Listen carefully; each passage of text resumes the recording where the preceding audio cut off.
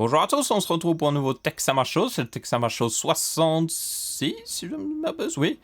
Exécuter l'ordre 66, on va éliminer toutes les news tech qu'on n'aime pas, c'est à peu près ça. Alors, grosse news de la semaine, et c'est assez ironique parce que genre, je parle de news justement où Apple fait un petit peu n'importe quoi, et puis et je dis justement qu'ils ont même pas mis à jour leur MacBook, et puis genre, d'un coup, sans prévenir, même la plupart des gens étaient en mode wow, wow, ok.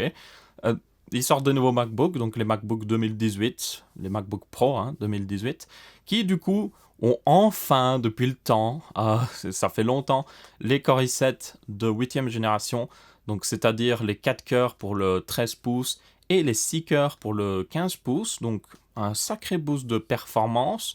Le design est globalement le même, ça reste un MacBook Pro, genre même même largeur, enfin même épaisseur, même écran pratiquement. Le clavier change, on en parlera un petit peu, même trackpad. Ça reste globalement le même MacBook Pro, juste l'upgrade au niveau du processeur, du SSD aussi qui a été un petit peu upgrade, qui est maintenant encore plus rapide, et aussi le passage à une nouvelle carte graphique qui n'est pas si nouvelle, c'est une Radeon Pro 560X. L'année dernière, il me semble que c'était juste une Pro 560 tout court, donc voilà. Ou alors c'était 550X, je ne sais même plus.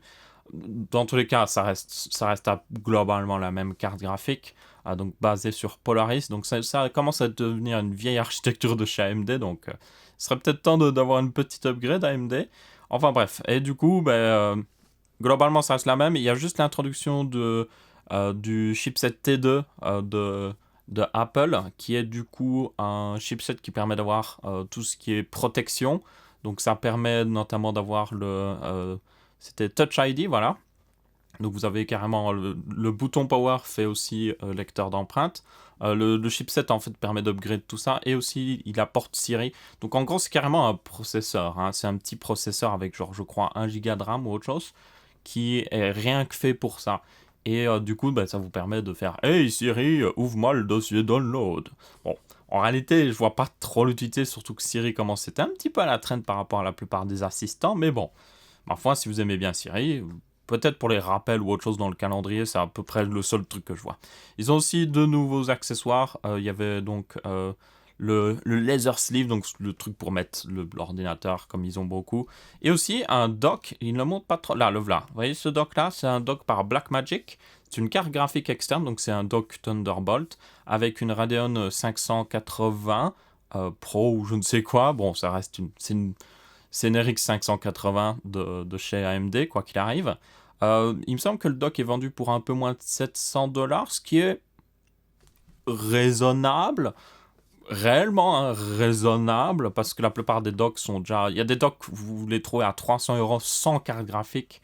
Donc là, une RX 580, ce serait une carte graphique qui vaut 300€. Donc, raisonnable, encore une fois. Il y a moult ports USB à l'arrière et tout ça, donc ça va, ça va. Comparé à ce que fait d'habitude Apple, ça va largement, je vais être très honnête. Donc ouais. Par contre, le petit problème, c'est le prix de ces nouveaux MacBook Pro. Alors, si je vais sur le site Apple BO, j'ai pas tous les vrais prix, parce qu'ils n'ont pas tous les modèles présents dessus. Vous avez maximum le Core i7 6 cœurs, alors que le plus grand modèle va jusqu'à un Core i9 6 cœurs. Bon, en réalité, c'est pas vraiment un Core i9. Maintenant, Core i7, Core i5 et Core i9, je devrais faire d'ailleurs une vidéo là-dessus, mais globalement, ça veut juste dire si c'est haut de gamme ou pas haut de gamme. Core i3, c'est bas de gamme, enfin, bas de gamme entre guillemets. Core i5, c'est milieu de gamme. Core i7, ça commence à être le haut de gamme. Et Core i9, c'est le ultra haut de gamme. C'est à peu près ça, franchement. Donc, les prix sont assez abusifs. Au niveau surtout du SSD, apparemment, si vous passez du plus petit SSD au plus gros SSD sur le plus gros des modèles, ça vous fait carrément une augmentation de 3000$. 3000$, juste pour le SSD, il n'y a rien d'autre. Bon, après, c'est pour ceux qui se demandent comment font AMD, comment font Apple pour avoir des SSD aussi rapides, ils vont jusqu'à 3 Go à la seconde. En fait, c'est deux SSD en RAID 0. Donc en réalité, ça pourra arriver dans une situation où si un des deux SSD meurt, vous avez plus de données, même si techniquement certains gros SSD font déjà un petit peu des technologies similaires, mais bon, ça peut être un petit peu dangereux, donc je ferai un petit peu attention, moi personnellement, à pas mettre forcément les données sensibles dessus, ou en tout cas juste les données pendant un moment et puis hop, les transférer vers quelque chose un backup ou autre chose. Donc ouais. Donc c'est à peu près tout. une autre news qui est en rapport, c'est qu'apparemment, ils ont changé le clavier pour fixer le problème que j'avais déjà parlé, qui faisait qu'une petite poussière, un petit grain de sable se mettait au mauvais endroit dans le switch, ça bloquait totalement la touche. Apparemment, c'est réglé. Les touches aussi sont un petit peu plus silencieuses, apparemment. Mais bon, ça reste globalement le même clavier au niveau du feeling, en tout cas. Donc, si vous ne l'aimiez pas, vous n'allez pas plus l'aimer, soyons honnêtes. Donc, ça, au moins, c'est une bonne nouvelle, même si il aura fallu du temps pour le faire, mais bon. Et ensuite, là, on arrive à la news la plus intéressante. Donc, c'était le 17 juillet, voilà. Dave Lee a posté cette vidéo. C'est une vidéo de review, justement, de ce MacBook Pro i9. C'est très important. Où, en gros, il a découvert que, ça semble logique, mais quand vous mettez un Core i9 qui peut monter jusqu'à 2,9 GHz sur les 6 cœurs et qui peut booster à plus de 4 GHz, dans un MacBook Pro qui est pas plus épais que tout ça, ça surchauffe en fait. Alors, le MacBook est réglé pour pas faire trop de bruit, donc en fait le ventilateur va pas trop monter ou autre chose, mais du coup, ce qui arrive, c'est que le processeur va se limiter. Donc ce qui arrive, c'est quand le processeur atteint une trop haute température, il se dit ok, ok, je vais juste limiter ma fréquence. Je vais passer à 2,6 GHz, puis à 2,5, puis à 2,3. Et ainsi de suite jusqu'à quand il arrive à maintenir la température maximum. Donc, évidemment, il y a le problème avec le modèle Core i9 en particulier. Le Core i7 aussi a des petits problèmes de surchauffe, mais le Core i9 en particulier est vraiment problématique. Donc, au point même que il y a un test que justement il a fait, c'est que, alors c'est pas le, ah si, c'est justement, ouais, oui, voilà, c'est même encore plus criant là-dessus, mais c'est un test, voilà, Premiere Pro en rendu d'un fichier 5K et le rendu en 4K, et il a fait le test avec 3 ordinateurs. Donc il a un MacBook de 2017, donc avec Core i7 de l'époque, un Core i7 4 cœurs, le nouveau MacBook et l'ancien, un Gigabyte Aero 15X qui me semble à justement l'un de ces nouveaux processeurs Seeker aussi. Et comme vous pouvez voir, c'est assez violent. Franchement, c'est assez violent. Le Core i7, le MacBook 2017 Core i7 est plus performant. Littéralement plus performant. Pourquoi? Parce que le Core i9 va juste se limiter au niveau de la fréquence et n'arrivera plus à suivre en réalité. Donc c'est un grand problème qui a été un peu... Il y en a d'autres qui ont commencé déjà à le voir, mais c'est Dave Lee en particulier qui a fait vraiment la vidéo qui a lancé la polémique. Il a même mis d'ailleurs dans son congélateur pour voir ce que ça donnait, et les performances étaient meilleures dans le congélateur. Bon, vous n'allez pas utiliser votre nouveau MacBook dans le congélateur évidemment, mais bon, ça relève la question de tout simplement à quoi ça sert de mettre le plus gros processeur de chez Intel si on ne sait même pas le refroidir. À ce moment-là, pourquoi ils n'ont pas mis l'un des Core i7 maximum Seeker, qui est un petit peu plus bas niveau fréquence, mais qui aurait été bien, enfin qui aurait été en partie refroidi et qui aurait déjà eu des performances suffisantes. On peut vraiment se le demander, surtout que là, au final, les performances sont pires. C'est pire, c'est même pas genre, oh, parce que j'ai le Core i9, j'ai des meilleures performances, ou même s'il a des problèmes de chauffe, j'aurai les mêmes performances quand même, et puis dans certains cas, j'aurai des meilleures performances. Non, là, c'est pire. Vous avez des moins bonnes performances, ce qui est abusé quand même.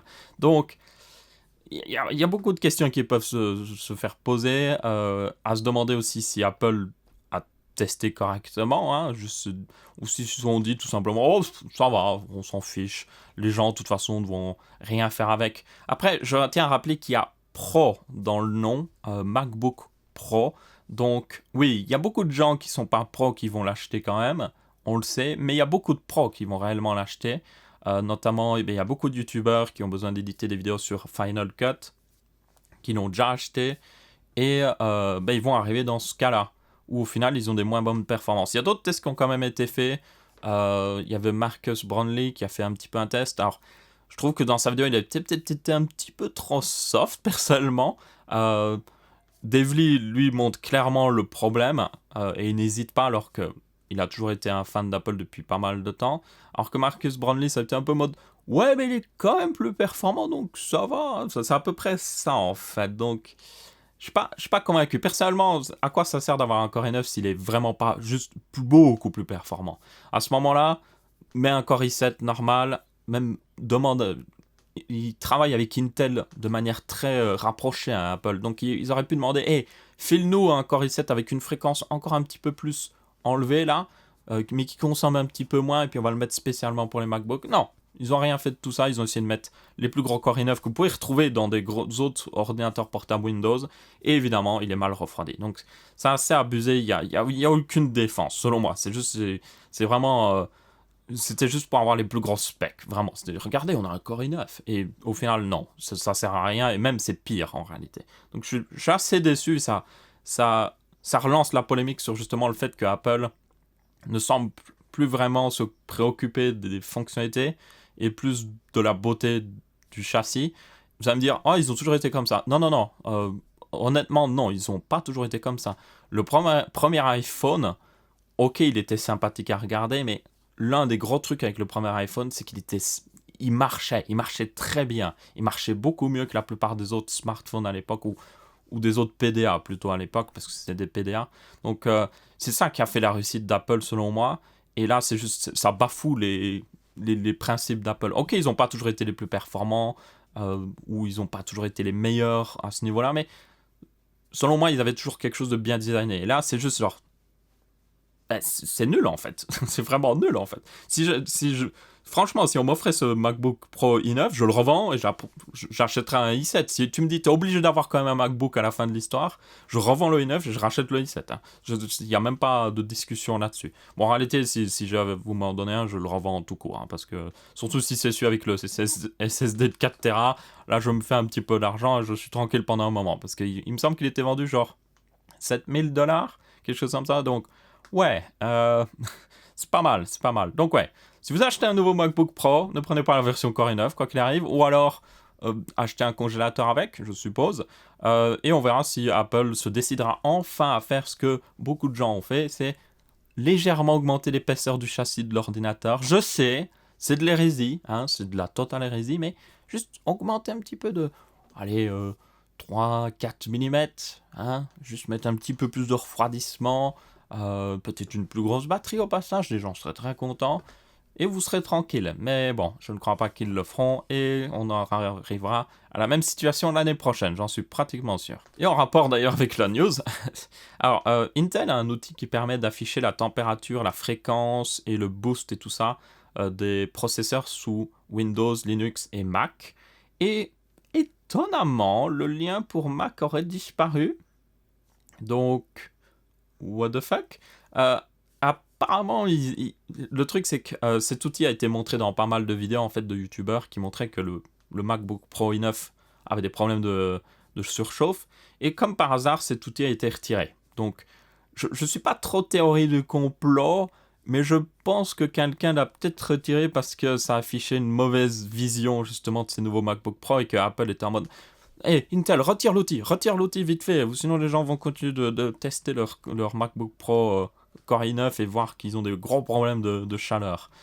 Donc, ouais, c'est... Il n'y a aucune excuse pour ça, je suis désolé, il n'y a aucune excuse. Vous pouvez pas dire, ah non, ils sont en train de faire une mise à jour. Non, il n'y a aucune excuse, je suis désolé. Peut-être que le lien est déjà revenu hein, depuis, mais pendant un moment, le lien était totalement supprimé. Donc, très très très très très bof. Donc personnellement je ne suis pas convaincu. On va aller voir tiens s'il est toujours retiré. Ah non, le lien serait revenu apparemment. Voilà, on peut le retélécharger. Donc c'est revenu, et apparemment même ils ont update sa version 2.5.3. Donc là encore une fois c'est bizarre. Est-ce qu'il y avait un gros problème avec la mise à jour de 3.5.2 au point même qu'ils étaient obligés de la retirer? Ou est-ce que juste c'était pour censurer pendant quelques heures ou autre chose, et puis quand les gens ont commencé à s'énerver, ils ont remis une version 2.5.3 pour juste dire hey, non mais on mettait à jour, il y avait des problèmes. Ça mérite d'être regardé. Est-ce que quelqu'un a été voir justement?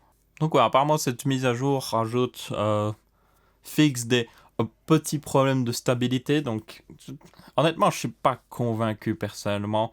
Je ne vois pas pourquoi ils auraient dû retirer l'ancien download pour juste se mettre à jour. C'est bizarre. C'est pas comme ça qu'ils font d'habitude. J'ai déjà eu des logiciels Intel, et même s'il y a un problème avec... à moins qu'il y ait un véritable gros problème, pas juste genre des petites instabilités, ils n'auraient jamais retiré ça. Donc c'est louche, c'est vraiment louche. Je sais pas c'est qui a ordonné ça, si c'est Mac, enfin si c'est Apple qui était en mode Intel, retire-le juste pendant quelques heures pour pas que les gens voient trop.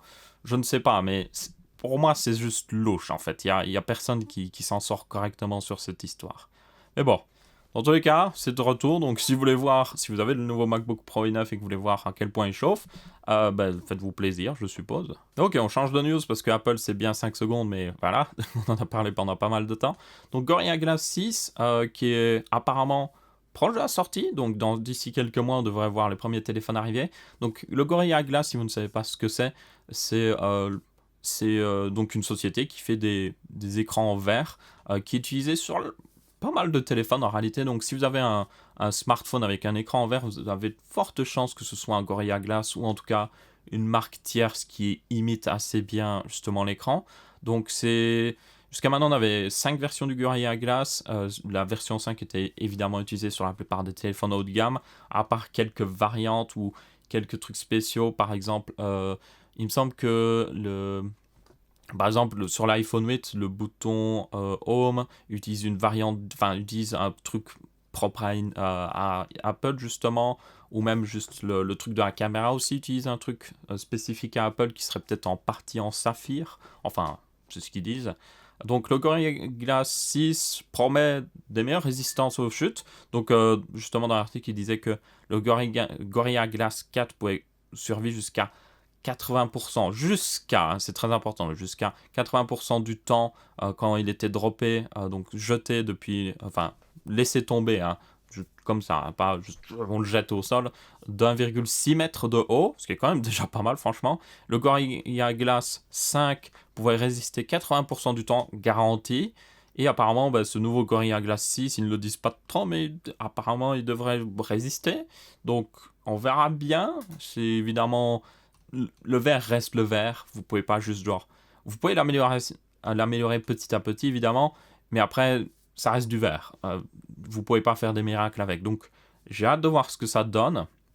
Je ne suis pas sûr que ce soit une révolution ou autre chose, mais c'est toujours ça en plus, surtout dû au fait que la plupart des téléphones maintenant ont des arrières en verre, donc ça fait pas de mal d'avoir peut-être un verre un petit peu plus résistant. À voir s'il coûte pas trop cher aussi à avoir, parce que là, ce sera un petit peu dommage. Donc, on devrait le voir arriver certainement sur Galaxy S10 à coup sûr, parce que il faudra quelques mois dans les next several months, comme il dit.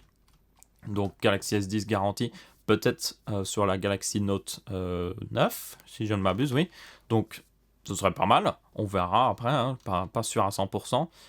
Il faudra juste voir si ça n'augmente pas trop le prix et si c'est réellement plus résistant, juste genre comme il domine assez bien le marché, il continue d'en vendre, hein, quoi qu'il arrive, ou si c'est pas juste genre les constructeurs de téléphones qui étaient en mode hey Gorilla Glass, tu sais pas, genre sortir une nouvelle version 6 là, qui au final change pas grand chose, mais juste pour que on ait un truc marketing en plus, parce que on est en 2018 et notre seul truc marketing c'est qu'on a rajouté une notch, du coup on est un petit peu à court d'idées, donc tu sais pas nous donner quelque chose, genre un écran 2 fois plus résistant, ou je ne sais quoi, plus résistant. Enfin bref, ça me semble être... On verra bien, on verra bien. Je reste assez partagé parce que je pense que ça va juste être une petite upgrade. Ah, ça c'est la grosse news de la semaine aussi. Google s'est chopé une amende de 4,3 milliards d'euros, ce qui correspond à 5 milliards de dollars pour information, à propos d'un abus de position. En gros, ils ont abusé de leur position pour mettre en avant justement les services Google, au point même de payer des marques ou de juste interdire à des marques d'utiliser certains produits Google s'ils ne mettent pas en avant leur système de recherche. Alors, c'est assez différent selon moi de l'amende qu'ils se sont pris en 2017. Pour information, en 2017, ils ont eu aussi une amende similaire, mais c'était à propos de Google Shopping. Donc Google Shopping, c'est quand vous recherchez par exemple un produit, vous avez une catégorie shopping et des fois, Google vous met en avant la catégorie shopping en mode hey, tu peux aussi l'acheter sur, enfin pas l'acheter sur, mais tu peux l'acheter via Google Shopping. Donc shopping, c'est juste un comparateur de prix en gros. Donc ça c'est assez différent parce que Google Shopping encore, c'est un service Google sur un service Google. Ok, ils abusent un peu de leur position parce qu'évidemment Google est très utilisé, mais ça reste ouais, ça va encore, quoi. C'est comme si je faisais de la pub pour mon nouveau hamburger dans mon restaurant. Vous voyez, pour moi, ça me dérangeait pas trop et je trouvais que l'amande était peut-être un petit peu trop salée, surtout qu'en plus, on va être honnête, je sais pas si vous avez déjà utilisé Google Shopping, mais je trouve qu'en Europe, ça a chier, en fait. Genre, vous voyez plusieurs fois le même produit sur différents sites, genre, c'est mal référencé, en fait. Des fois, vous avez un produit sur un seul site, mais c'est parce que il est aussi deux trucs plus haut sur tous les autres sites, il est pas au même prix. Enfin, c'est juste, pour moi, c'est assez à chier. Et c'est pas un comparateur de prix très performant. Donc, personnellement, moi, ça me dérangeait pas trop et je trouvais que mettre en avant un service Google sur un service Google, ça reste potable. Là, dans ce cas-là, c'est assez différent. Là, on parle de littéralement, ah, tu veux, ok, tu es sur Android. Je suis un constructeur de smartphone, je suis Samsung. Je veux mettre, par exemple, je veux utiliser Bing parce que je préfère Bing. Ou alors j'ai lancé mon propre service de recherche. Ou alors je travaille avec une autre société qui a un très bon service de recherche. Genre vraiment, c'est une nouvelle société qui s'est lancée. Ils ont un très bon truc de recherche qui est même meilleur que Google dans certains points. Eh ben, si je veux utiliser ça, eh bien littéralement, je devrais me passer du Google Store. Donc oui, si vous voulez utiliser autre chose que Google sur un téléphone Android, vous ne pouvez pas avoir le Google Play Store. C'est d'ailleurs le cas d'Amazon qui a refusé et qui même carrément a son propre fork d'Android, hein, pour information, et qui du coup n'utilise pas le Google Play Store.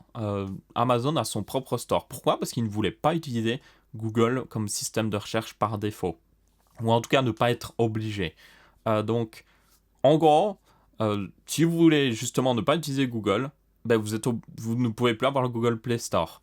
Donc ça, c'est déjà un premier truc. Ensuite, ils payent les grosses sociétés, donc par exemple Samsung et tout ça, Apple, notamment Apple, c'est le plus criant. Ils payent ces sociétés pour utiliser Google. Alors ça encore, vous pourriez argumenter qu'ils ont le droit.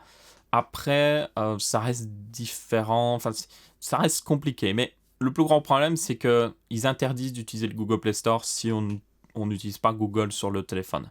Et ça a fait en sorte que sur Android, la plupart des téléphones Android ont Google comme système de recherche par défaut. Genre même le gros pourcentage, il y a juste quelques téléphones chinois qui ne l'ont pas forcément et qui du coup n'ont pas le Google Play Store. Alors vous pouvez toujours en tant qu'utilisateur traficoter, avoir le Google Play Store, il y a moyen de récupérer la l'APK, mais c'est pas la même chose. Vous voyez, c'est du bricolage pour l'utilisateur. Donc, dans ce cas-là, c'est juste genre, c'est clairement, enfin, c'est un abus de position. Hein. Ils dominent le marché et ils font en sorte de continuer de dominer le marché à un point inimaginable.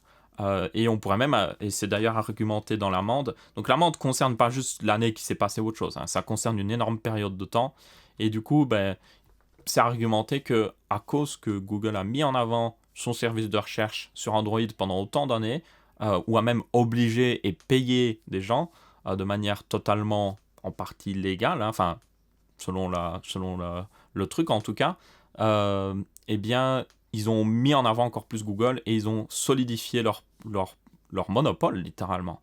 Si d'autres sociétés avaient eu l'occasion, il en existe d'autres systèmes de recherche. Alors, Bing n'est pas le meilleur, mais Bing n'est pas le seul qui existe. D'ailleurs, Bing a d'autres trucs qui marchent plutôt bien. Le système de recherche d'images de Bing est beaucoup mieux, honnêtement, si vous l'avez déjà utilisé. Quand je cherche des images sur quelque chose, par exemple, je suis en train de faire une vidéo sur justement les vidéos Texama. Si j'ai besoin d'une image d'un smartphone ou autre chose, je recherche sur Bing Images. Je ne déconne pas. On trouve plus facilement les images sur Bing Images. Surtout depuis que Google ne met plus le lien direct vers les images. Mais ça, c'est à cause d'autres choses. Mais bon, donc ouais. Il y a d'autres solutions qui existent qui marchent plutôt bien. Vous pouvez aussi utiliser, il y a certains services qui utilisent Google, mais sans, on va dire, les trackers un petit peu Google. Donc vous avez DuckDuckGo qui marche plutôt bien. Donc il existe des manières de rechercher. Et d'ailleurs, c'est très marrant parce que DuckDuckGo, comme il filtre et qu'il vous donne vraiment les résultats de recherche de Google, vous avez des résultats plus cohérents. Parce que Google, ces derniers temps, et je recherche quelque chose, ça devient ridicule. C'est genre, je vais rechercher genre littéralement un logiciel et je vais tomber sur un truc sponsorisé pour ce logiciel. Je suis en mode, ok, oui, mais c'est ce que je recherchais, donc ok, je suppose. Donc je clique quand même sur le lien sponsorisé, mais du coup ça fait un peu stupide, quoi. Euh, limite, j'ai même pas envie de cliquer dessus parce que je me dis, Google va être payé pour juste littéralement quelque chose que j'ai recherché. Ce serait un petit peu bizarre. C'est genre, j'aimerais télécharger Windows. Oui, voilà, Windows sponsorisé. J'étais en mode, oui, ben c'est justement ce que je voulais. Enfin bref, c'est. Ah, donc DuckDuckGo empêche ce genre de trucs assez stupides justement. Euh, donc ma foi, n'hésitez pas à l'utiliser. Personnellement, je suis en train de plus en plus, et c'est la même chose avec Amazon et aussi Google, j'aimerais vraiment bien, je pense que je ferai une vidéo sur le sujet, essayer de se passer de Google, en partie en tout cas, parce qu'évidemment, par exemple, vous avez YouTube, vous n'avez pas trop le choix en même temps. Même si on peut utiliser autre chose pour voir les vidéos YouTube, on peut utiliser un autre système de recherche pour trouver des vidéos YouTube. Mais bon, c'est encore différent là. Mais se passer de Google, que ce soit au niveau recherche, email, stockage en ligne, Google Photos, se passer d'Amazon pour acheter des trucs, essayer de voir s'il y a moyen de s'en sortir et si ça coûte vraiment plus cher, par exemple avec Amazon, ou si c'est juste genre moins pratique et que les gens ne veulent pas forcément le faire à cause de ça. Si c'est le cas que c'est moins pratique et que les gens ne veulent pas le faire à cause de ça, c'est en partie à cause de ce genre de truc. Hein. Parce que si vous aviez votre nouveau téléphone et qu'il y avait Bing préinstallé et que pour monsieur tout le monde ça marchait suffisamment, eh bien Bing aurait des meilleures parts de marché parce que les gens seraient en mode oh bah ça marche, je m'en fiche. Mais le truc c'est comme c'est préinstallé en mode tu as Google, tu as rien d'autre, eh bien ça force la main. C'est un petit peu comme mais c'est encore un autre cas différent. Mais Microsoft avait été attaqué parce que Internet Explorer était installé par défaut sur Windows et il ne laissait pas le choix aux gens d'installer autre chose quand ils installaient Windows. Donc pendant quelques années, on a vu, s'il y en a qui se souviennent, l'écran qui affichait Hey, choisissez votre navigateur. Donc vous aviez le choix entre Opera, Chrome et tout ça. Vous aviez tous les grands navigateurs. Parce que la loi européenne l'avait obligé. Depuis, ça a expiré ce truc-là, c'est pour ça qu'on ne le voit plus pour information. D'ailleurs, je ne savais même pas, mais bon. Je croyais juste qu'ils avaient juste arrêté, mais bon, non, c'est juste parce que la loi a expiré. Donc, ma foi. Ou la décision de justice a expiré. Donc, ça, par exemple, c'est aussi un bon exemple de en partie de concurrence déloyale, même si là, on pourrait argumenter que c'est Windows est fait par Microsoft, et genre forcément, ils mettent leur navigateur dessus, mais bon ça reste, c'est pas exactement la même chose que le cas de Google ici. Ils n'ont pas payé des gens pour utiliser Internet Explorer ou autre chose. D'ailleurs, depuis, ça a plus trop d'importance parce que le navigateur qui domine, de toute façon, sur le marché, c'est Chrome, de toute manière. Donc, ce n'est plus. Microsoft n'est plus dans une position de monopole ou autre chose. Donc, c'est pour ça aussi qu'ils s'en sortent à le laisser préinstaller par défaut. Même si maintenant c'est Edge. Donc, ouais. N'hésitez pas à discuter dans les commentaires, je trouve ça assez intéressant. Et aussi, est-ce que vraiment ils sont dans le tort de faire ça? Personnellement, comme j'ai dit, si c'est leur produit, qu'ils mettent leur produit sur leur produit, j'ai pas de problème. Si par contre ils vont carrément à payer ou empêcher d'utiliser certains produits par certaines marques parce que ils ne veulent pas mettre en avant leur système de recherche ou autre chose, c'est là que moi il y a la ligne et que je suis en mode non, là c'est pas ok, c'est vraiment pas ok. Après, chacun son avis, dites-moi. Peut-être qu'il y en a qui ne trouvent pas que ce soit ok que Google mette. Ok Google, oui.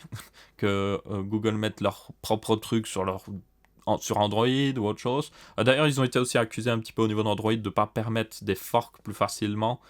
Pour information, un fork, c'est quand vous faites votre propre version de quelque chose. Parce que Android n'appartient pas vraiment à Google, il faut le savoir. Alors, c'est eux qui s'en occupent, hein. Mais Android est open source, je peux moi-même télécharger le code d'Android maintenant et faire ma propre version. C'est juste que je pourrais pas utiliser le Google Play Store officiellement en tout cas. Donc c'est le cas justement d'Amazon, hein, je le répète. Mais bon, voilà. Dans tous les cas, c'est quelque chose que je trouve très intéressant. L'amende est énorme. Pour information, l'amende dépend des revenus de Google. Ce n'est pas une amende fixe, c'est un pourcentage de leurs revenus. Et aussi, s'ils n'acceptent pas de la payer, il me semble que c'est genre un énorme chiffre qu'ils devront payer chaque mois s'ils refusent de la payer. Évidemment, ils font un appel en justice, donc on verra bien ce que ça donnera. C'est un cas, ce truc-là, on verra pas de résultat avant 2-3 ans.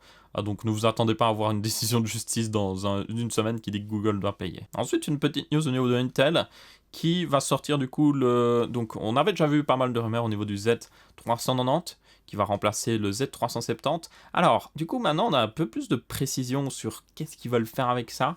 Donc, déjà, le B, avant... Alors, AMD un petit peu... Bon, j'aime bien AMD, mais ils ont un petit peu fait exprès littéralement de copier les Core i7 et tout ça en faisant des R7, R5 et R3. Bon, ça allait encore, parce que c'est pas la même chose. Vous voyez, c'est i7 et R7, ça va encore. Mais dans le cas des cartes mères, AMD avait carrément fait une B de 350 et Intel, sur le moyen de gamme, avait une B250 et ils devaient faire une B350 pour cette génération. Ce qu'ils ont fait finalement, si vous ne savez pas, c'est qu'ils ont fait une B360. Du coup, comme il y a aussi le problème de AMD qui est en mode hey, on a une X370 et que Intel a une Z370, eh bien Intel est en mode ok, bah on va passer une Z390. Donc je pense que ce qu'ils vont faire littéralement, c'est pour déjà mieux indiquer que donc ces processeurs, alors, enfin non, c'est encore différent, mais comme indiquer que c'est comme dans la même génération quand même, ces cartes mères, c'est pas une nouvelle génération de cartes mères, c'est juste genre un socket légèrement différent ou c'est un chipset légèrement différent, ben ils font un Z390. C'est aussi pour s'écarter du X370 d'AMD, qui est maintenant le X470, mais bon, bref. Donc comme ça les permet vraiment de différencier plus. En plus, ça fait un peu plus haut de gamme parce que 390 c'est plus haut que 370, enfin bref. Et aussi, ça leur permet d'avoir une carte mère qui sera différente pour un certain processeur et ce sera certainement un Weaker qui sortira. Donc le Core i7 9700K normalement, qui sera peut-être, il y a de fortes chances que ce soit un Weaker et que du coup, comme il a besoin d'un étage d'alimentation spécifique, il ne sortira que, ou en tout cas il ne sera que possible de l'installer sur une Z390. Comme ça au moins c'est clair, parce que c'est un peu le problème, c'est si vous gardez vos cartes mères, c'est que il faut des mises à jour BIOS, et puis il y a certaines cartes mères qui sont juste pas designées pour l'accepter. Surtout que les processeurs Intel ces derniers temps consomment un petit peu beaucoup d'électricité, donc ça n'aide pas forcément. Et ce processeur Weaker va certainement être dans le cas là. Attendez-vous à un monstre de puissance, mais aussi un monstre de puissance de consommation, même s'ils réduisent la fréquence. Donc ouais, on verra ce que ça donnera, mais pour moi, c'est déjà plus logique pourquoi ils l'ont fait, mais c'est juste, c'est une guerre un peu inutile qui a été lancée par AMD, là, clairement. Là, je jette la pierre à AMD parce que c'était stupide selon moi, mais bon, ils auraient pu faire quelque chose de différencié, mais ils se sont fait leur petite guerre, quoi qu'il arrive. Pour les R7, R5 et tout ça, pour moi, c'était justifié parce que là, ça permet aux gens de voir vraiment la comparaison, mais là, au niveau des cartes mères, ça n'aide personne. C'est juste, ça rajoute de la confusion. Il y a rien qui aide. Si par exemple, AMD avait fait genre les cartes mères en 1070, ou enfin non pas 1070, ça porte à confusion ça, genre le chipset 1900 pour le haut de gamme et puis genre le chipset 1500 pour le milieu de gamme, ça aurait été toujours clair pour les gens parce que genre 1500 c'est plus petit que 1900, donc le 1900 est le haut de gamme, voilà, c'est clair et précis. Et puis les R7 et R5 sont dessus et puis voilà, ça aurait été beaucoup plus clair pour les gens, mais voilà, ils ont essayé de faire leur petite guerre et c'est assez stupide. Et ma foi, maintenant on en arrive à une situation où carrément Intel change carrément le nom de ces trucs-là. Je ne serais même pas étonné que pour la prochaine génération, Intel ne sorte même pas de Z470, ils sortent directement un Z490. Ça ne m'étonnerait, mais alors pas du tout. Et enfin, une petite dernière news qui est assez effrayante en réalité. Donc ça c'est un drone fabriqué par une firme israélienne qui est un drone kamikaze. Oui, vous ne rêvez pas littéralement. Donc ce drone, littéralement, alors ça c'est des mannequins évidemment, ça semble logique, va se jeter sur sa cible, qui est très bien indiquée là, et juste exploser. Alors, c'est pas la première fois que cette technologie est utilisée. D'ailleurs, bon, c'est assez...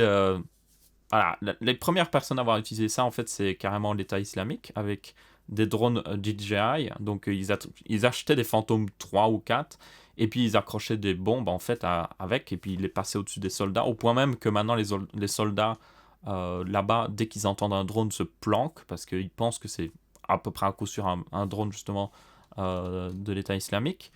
Mais du coup, oui, ils se lancent sur cette technologie qui permet littéralement d'avoir un drone kamikaze. Alors, quels sont les avantages? On parle un petit peu quand même. On parlera du côté effrayant après. Donc l'avantage, c'est que c'est pas très compliqué à fabriquer, parce que maintenant les drones sont plutôt genre simples à fabriquer. Ça coûte pas trop cher en réalité. Donc vous pourriez vous dire, ah mais genre même si le drone est fabriqué pour 1000 $, vous allez me dire, bah, c'est cher. Oui, mais un petit missile similaire, ça coûte plus cher. Le carburant spécifique pour le missile, tout ce qui est en rapport avec le missile, ça coûterait plus cher. Je sais pas si vous avez déjà vu le prix de certains missiles, même très simple, c'est hyper cher. Genre littéralement quand vous les voyez tirer des missiles, vous pouvez compter les 10 milliers, enfin 100 000 dollars, 100 000 dollars à chaque missile qui part. Donc vraiment. Donc là, ça coûte vraiment pas trop cher parce qu'à mon avis, ils peuvent le fabriquer même pour moins de 1000 dollars en réalité. Enfin, le drone, la charge explosive évidemment coûte un petit peu plus d'argent, mais c'est économique. Il y a tout ce qu'il faut pour l'avoir maintenant. Les drones sont de plus en plus performants. Et aussi, vous pouvez reprogrammer le drone en plein vol. Donc, si un missile, vous pouvez encore le missile, vous pouvez le dévier s'il est programmable, mais vous ne pourrez pas le faire revenir. Genre, il va se cracher quelque part quoi qu'il arrive. Le drone, il peut revenir et atterrir et pas exploser. Donc ça, c'est vraiment bien. Et vous pourriez, par exemple, avoir un groupe de drones qui survole une zone et puis qui attaque à un certain moment. Parce que vous pouvez les garder en position, genre dans le ciel pendant un petit moment. Pas trop longtemps, évidemment, parce qu'un drone a une batterie qui lui permet de tenir une demi-heure à tout casser. Bon, maintenant qu'on a passé à tout ce qui était genre bien, maintenant le côté sacrément effrayant, je suis le seul effrayé par un drone qui pourrait d'un coup arriver de nulle part et juste me faire exploser. Aussi, on voit le problème de justement de machines qui tuent des êtres humains. Est-ce que c'est ok d'avoir ça? Je ne suis pas totalement convaincu parce que ça enlève la responsabilité. Genre, le problème que je vois, c'est que ça enlève la responsabilité à l'être humain et ça banalise en fait l'acte. C'est genre, plus les gens sont détachés de ça, plus c'est facile d'appuyer sur le bouton qui va tuer des gens en fait. Si c'est juste genre t'appuies un bouton et tu ne vois rien, et juste c'est fini en 5 secondes, mais forcément tu vas être plus enclin à appuyer sur le bouton, surtout si ça te règle tes problèmes. Donc moi je trouve ça assez effrayant et je ne pense pas que ce soit une très bonne chose à long terme, pour la simple et bonne raison que, comme je le dis, ça va juste rendre banal en fait le fait d'utiliser ça. Et je ne parle pas évidemment d'envoyer ça sur des... On parle pas de sujets politiques, d'envoyer ça sur des terroristes ou autre chose. On parle juste de manière générale, juste l'utilisation générale de ça. Évidemment, si un de ces drones va tuer un terroriste qui a tué ou même instruit plein de gens, je vais vous le dire clairement, je m'en fiche et je suis même plutôt content que ce soit arrivé.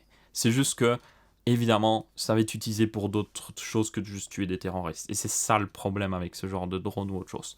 Donc ouais, très effrayant, et une news en rapport avec la technologie évidemment, parce que là c'est carrément le domaine militaire qui rencontre le domaine consumer, donc très effrayant, mais bon, on verra bien ce que ça donnera. J'espère juste que dans 20-10 ans, on n'aura pas juste littéralement des opérateurs militaires dans une salle qui auront juste des boutons, ils feront bip boop boop boop, 40 drones viennent de décoller, on va juste tuer tout le monde, c'est génial.